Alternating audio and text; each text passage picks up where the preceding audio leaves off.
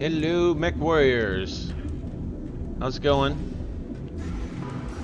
Want to do kind of a couple videos here. We're gonna do battle video, but I want to make this one short, relatively speaking.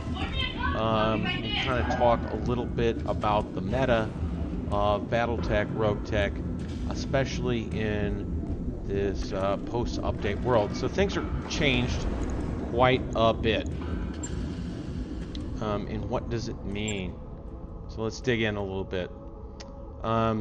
So the Bulwark skill, it has been reworked. It is now Berserker. Now, the kind of initial thought was like, oh my god, this is the end of the universe. This super essential skill, you need this in order to get past all the other issues, like just to get past all the difficult missions, you need to have Bulwark, because you need to be able to sit there and absorb the damage. Number one thing that you need to understand is that because evasion pips do not go away, evasion matters a lot, and it's much harder to hit things in this modification. Hitting things is harder, and evasion just makes it even harder. So a lot of the times it's just better to not get hit than to try to stand still and take the shots. The exception to this comes when you have what I would call a second line mech, a mech that is not particularly resilient or well armored, but what it's doing is it's trying to do a lot of long range damage from behind the lines. So the idea is that there's other mechs up in front of it that are going to be taking the shots, and in that case Bulwark can matter a lot, because what you're not going to want to do is move, because moving also impacts your accuracy. So your idea is you want to have a lot of long-range weapons. You want to sit in the back and not move, so that you have the most accuracy, so that you're able to hit things. And so in this case, the Bulwark is kind of nice, because if in case some shots come your way because you miscalculated, that it doesn't really hurt you that much. Now, you can in fact get this using the Null signature system.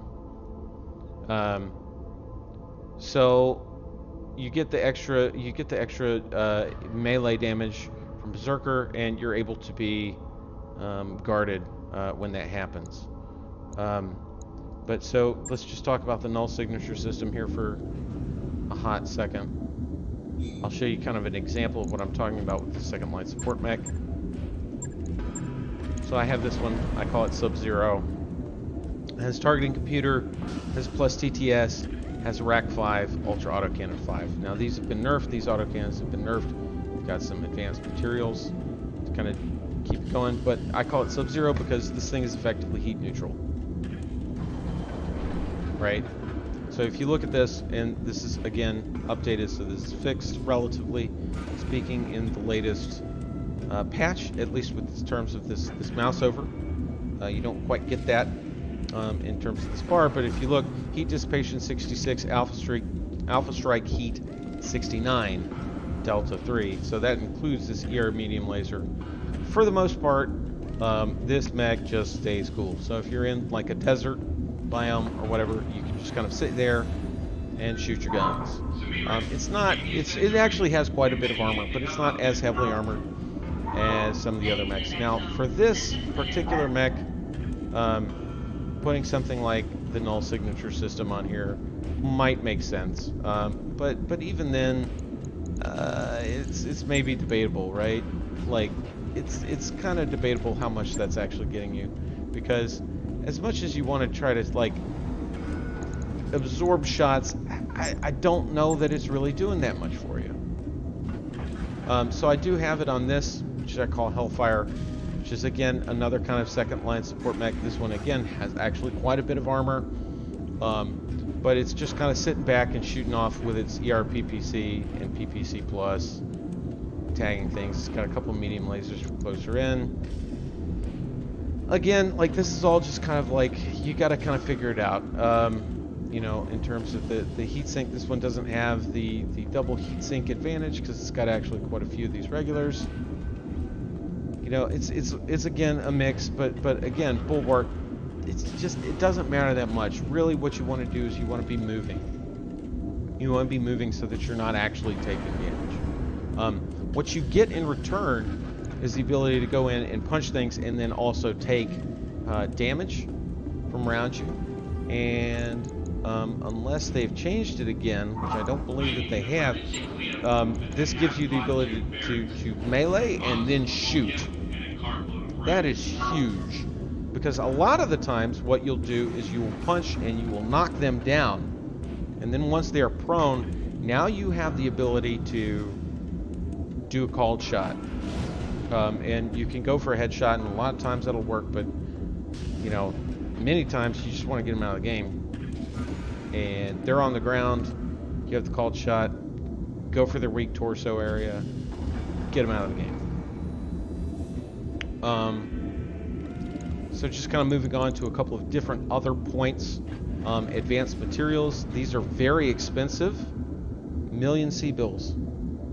And they're fairly bulky, but being able to get extra tonnage for your slots, this is huge, because when you start off and you've got the 30-25 level tech, the base level tech level 1, like, you're gonna have a lot of empty space on your mech, and so moving these things, putting these things on your mech will just straight up make them better.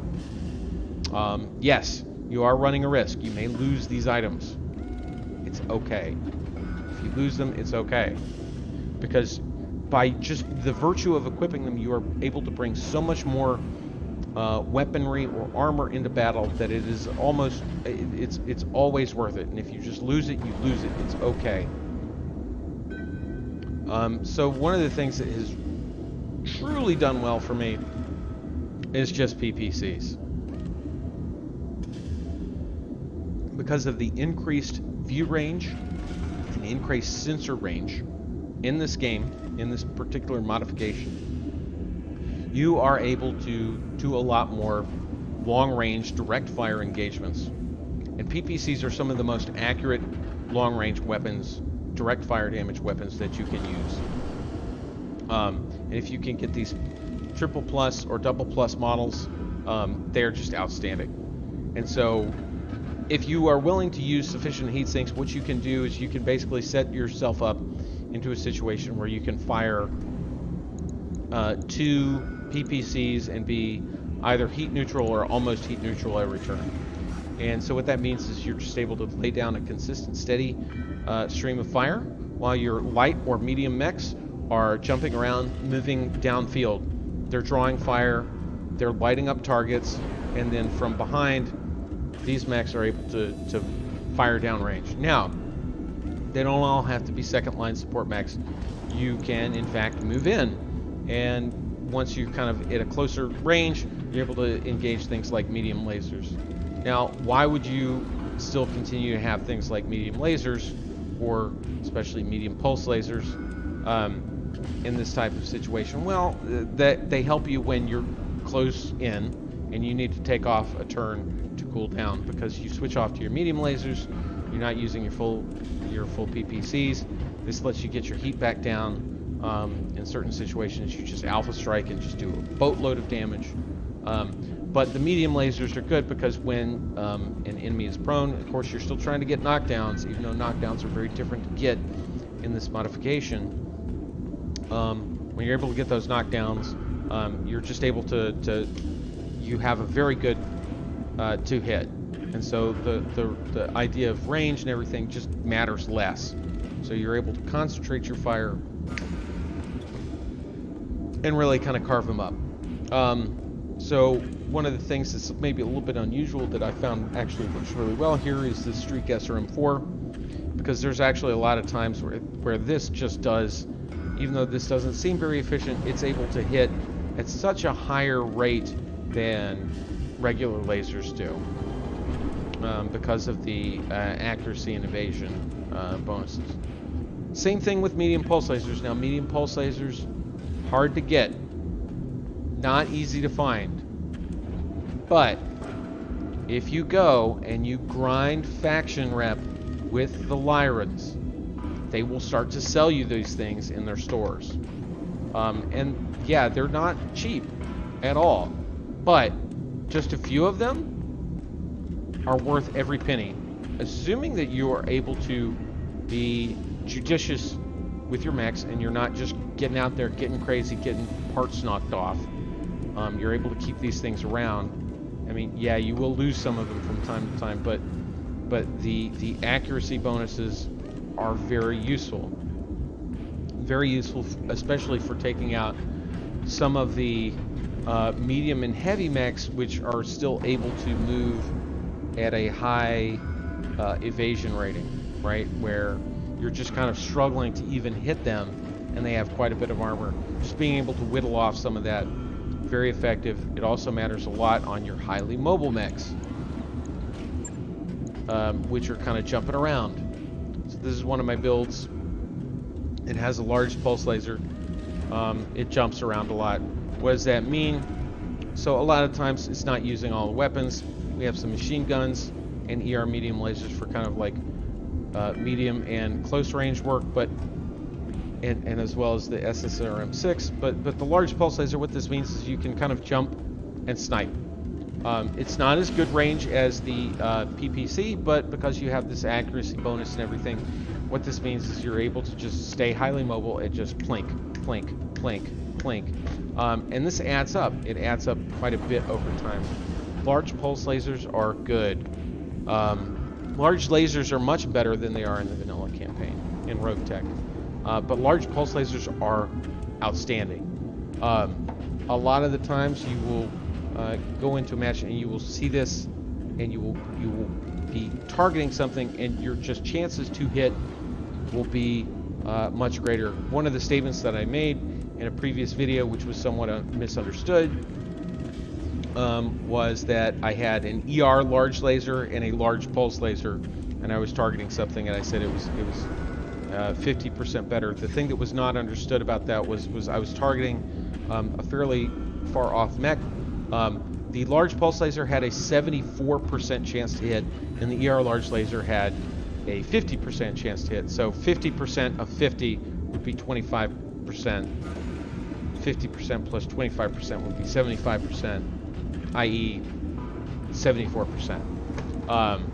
So what that means is that if you were to say fire that or do that round 4 times in a row, the ER large laser would hit twice, and the large pulse laser would hit 3 times.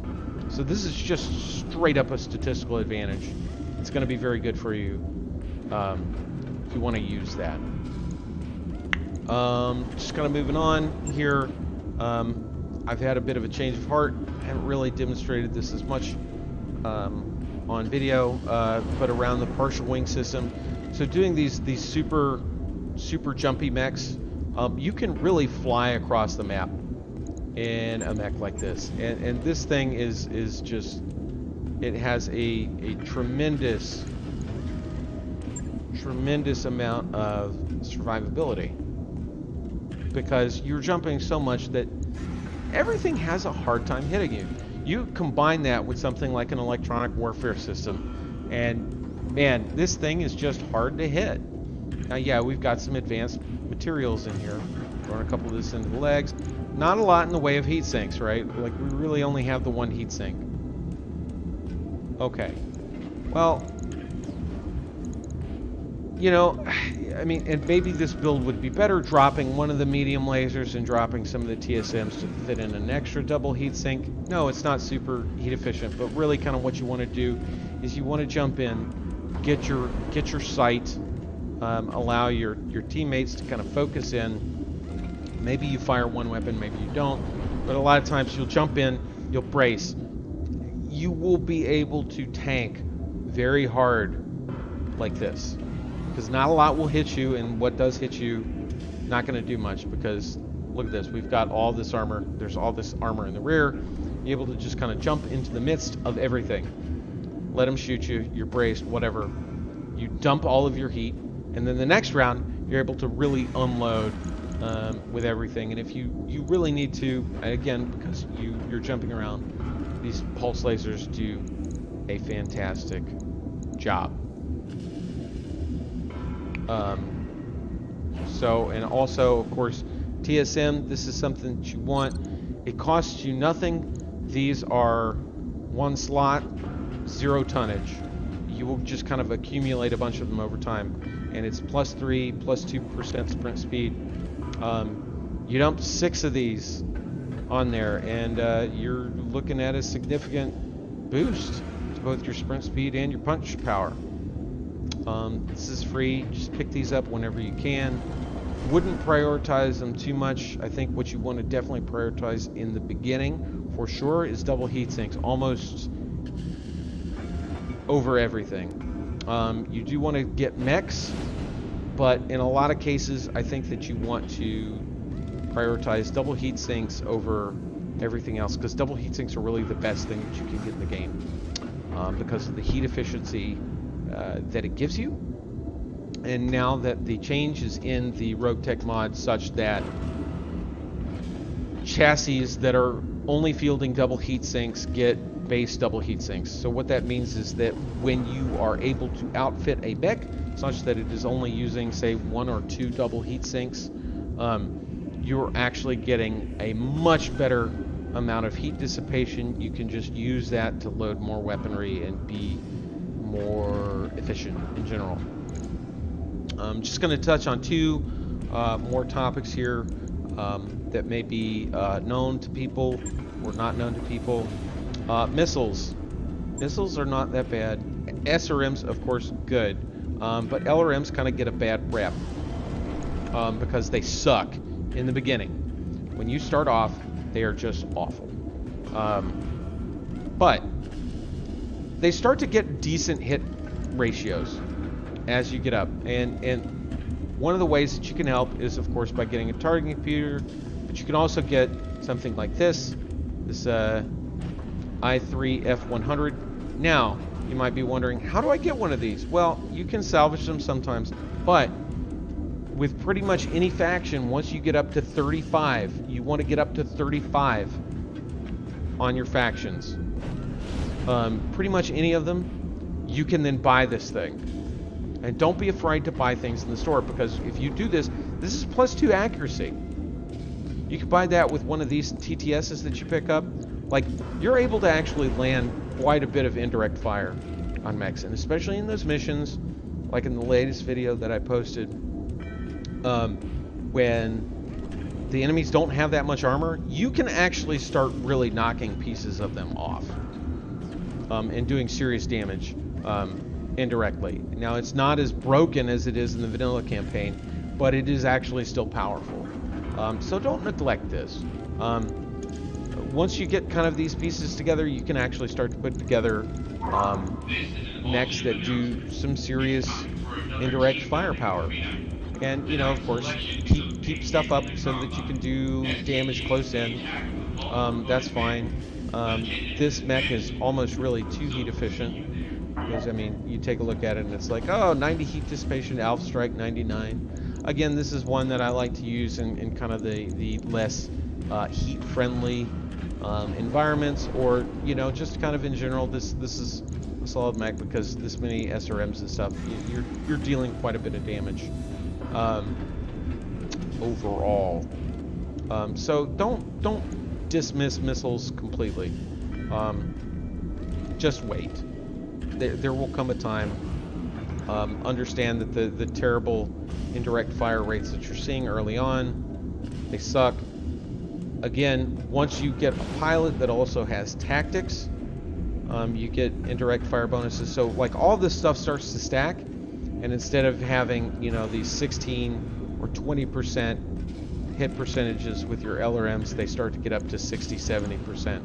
And the difference there is huge. Again, LRMs, not abusable like they are in the vanilla campaign, but actually still quite powerful. So it's very easy to dismiss these things. So when you kind of take into account, like early on, you want to lean on PPCs for sure. PPCs are the best long-range weapons in the game. Probably the best weapons in the game at this point, which in my opinion, based on my tabletop memories, is how it should be. But yeah, LRMs will kind of come into their own. With the heat changes, these heat builds, they're still viable, but they're not as viable because you're not as likely to get a full shutdown. You don't get as much of the kind of knock-on effects. It degrades their targeting, it degrades their movement. There's a lot of problems that happen when you start overheating enemy mechs, and it definitely helps. But you can't just kind of run up and shut them down as easily as you could previously. And once they would shut down and knock over, then they were easy prey. So you don't have quite as much of that anymore. Something to keep in mind. And then just kind of a last little bit that I want to go over. I had this particular enforcer. Now again, this is kind of like falling out of favor. This is a pretty powerful build, actually. If you look at it, again, this has the NSS because this is kind of just like a second line mech that can just kind of sit back and flank things with the ER large lasers. Again, this +1 is kind of silly. Heat dissipation 84, alpha strike heat is 121, but you're not really shooting everything a lot of the times. Even with this extra 20% of the heat, you know, you're really just kind of sitting back and firing the ER large lasers, right? So, so it can sit pretty much neutral with that. But what I had before on here was plasma. So plasmas have been buffed. They do more damage now. It is an energy weapon that has nice property of being able to heat up your opponent, but they do have the high recoil. These things are a trap. They look attractive. They are crap. Do not use them. Don't. Just don't use them. Like, seriously, don't use them. I know that it's attractive because the heat output is lower than a PPC, but you have to load ammo. So first off, ammo can explode, so there's already a liability there. So tonnage-wise, you're neutral. Second off, the recoil aspect will bite you in the ass all the time. The stability is nice, the heat transfer is nice. These are good knock-on effects, but you compare it to the PPC, look at this. Yeah, higher minimum, but optimal range is 360, max is 540. Max 430, optimal 240. You're able to just more consistently engage with the PPCs all day long. You'll be able to just get more hits consistently from long range.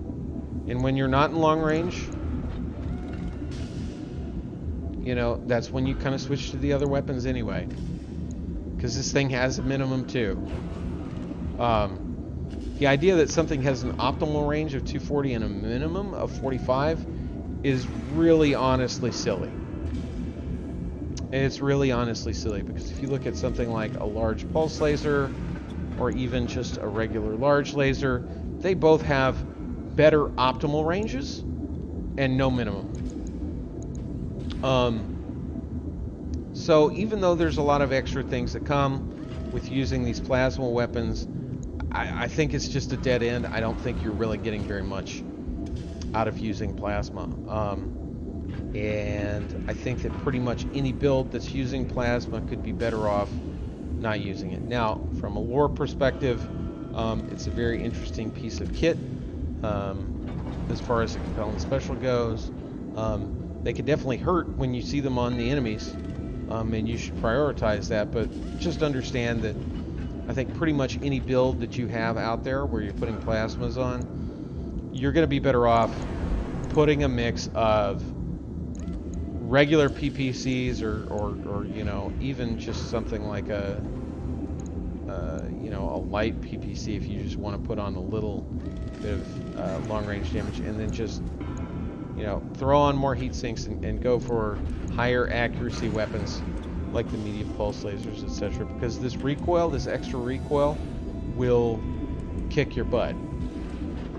There will be times when you will need to fire again, and the penalty against you will hurt so bad that you will miss, and it will be Heartbreak Hotel. So that would be my kind of one extra piece of advice there is stay away from plasmas. Plasmas are trap. And I guess since we're going a little bit extra, I would just kind of talk for a minute about ultras and racks. Ultra autocannon 2, pretty disappointed in it. I mean, these things are just, they're not accurate enough. You want to get, by the time you're getting in that close, I mean, yeah, it does a whole lot of damage, but they're just not, it's asking a little too much, the Ultra AC-20. I mean, I'm going to try to give it another go, but my initial impression is that this thing is, it's too inaccurate for how much tonnage it makes up and how much heat it produces. It's just not, it looks very scary because it has that 180 alpha, but I don't trust it as much. Ultra AC-10 is a bit better because it has the range, which lets you sit back. So I have some respect for that for sure. The Rack 5 and Rack 2, these things are fantastic. They've been nerfed, but they're still very good, just because of the volume of shots that you get, and because they have good long range. Ultra AC-5, also quite good. I don't think I've seen or used an Ultra AC-2, but the Rack 5 is actually quite good. And because you're getting the now there's no LBX autocannons, and I'm kind of low-key interested in bringing LBX autocannons into the game. I'm not sure how to do it as far as mod programming. Maybe I could get into that. I do have some background that might help that, but one of the things that's always good in the tabletop about or in other franchise pieces with LBX autocannons is what they call the shotgun effect. And so that means that, like, you're doing a lot of little damage over a lot of places. And so the rack is kind of getting you there. Meaning that, like, if you've managed to open up a big hole in a mech, the fact that you're able to put 4 shots on them means that you're much more likely to get one of your shots landing into that hole in the armor. So a lot of times it means that a damaged mech, or a mech that has some wounds on it, you start hitting it with something like a rotary autocannon, and it very quickly starts getting limbs blown off, or crits and ammo explosions and the like. So that's something to keep in mind. These are quite good. You can pick these up for sale, just not from salvage. I mean, like, you'll get plenty of them from salvage, but if you're smart, but you can purchase them from the Davians. From the Lyrans, you can purchase them from the Davians if you have 35 rep. From the Lyrans, you get ER lasers, pulse lasers, and advanced materials that you can purchase from them if you have the good rep. The Merrics, not so good. You just pretty much get streaks. Curitans, you get ER PPCs, light PPCs, which I kind of just go with vanilla PPCs. I don't find it that useful. They also have a number of gyros. With the Capellans, you get the plasma, which, like I said, stay away from. But they also sell the electronic warfare system and the null signature system, which, again, I was able to pick up plenty of these just from salvage. Didn't really think that it was worth it all that much. There's a couple of other odds and ends that are useful to pick up in terms of targeting computers and the like that you can find. all over. Yeah, for like PPC capacitor, for instance, that's a Curitan thing.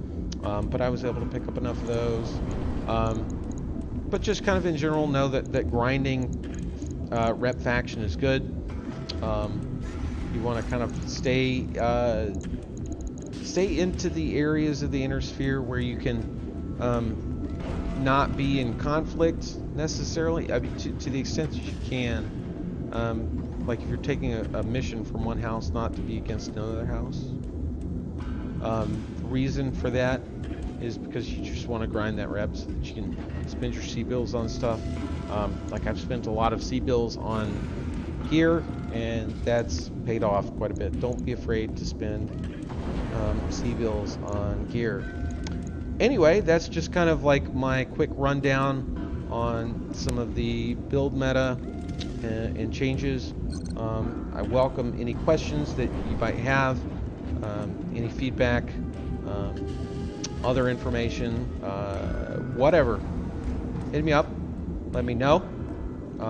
We will queue up a battle mission soon after this, and we'll talk a little bit more. But I just kind of wanted to get this out there, get some information in front of people, so get some feedback and let people know what's going on, because this update to the RogueTech mod is still fairly new.